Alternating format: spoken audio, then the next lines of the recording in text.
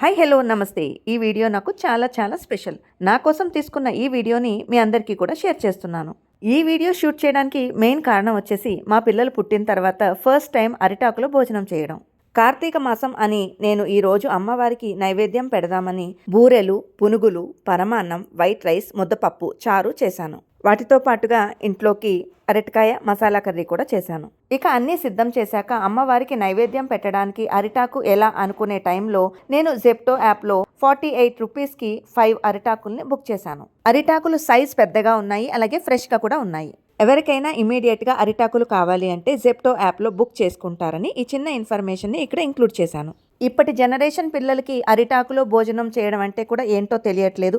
నేను చేసిన ఈ అరేంజ్మెంట్కి మా పిల్లలు చాలా ఎక్సైటింగ్గా ఫీల్ అయ్యారు, చాలా ఎంజాయ్ చేశారు. అమ్మవారికి నైవేద్యం పెట్టడంతో పాటు మేము కూడా ఇంట్లో అందరం అరిటాకులో భోంచేయడం నాకు చాలా హ్యాపీగా అనిపించింది.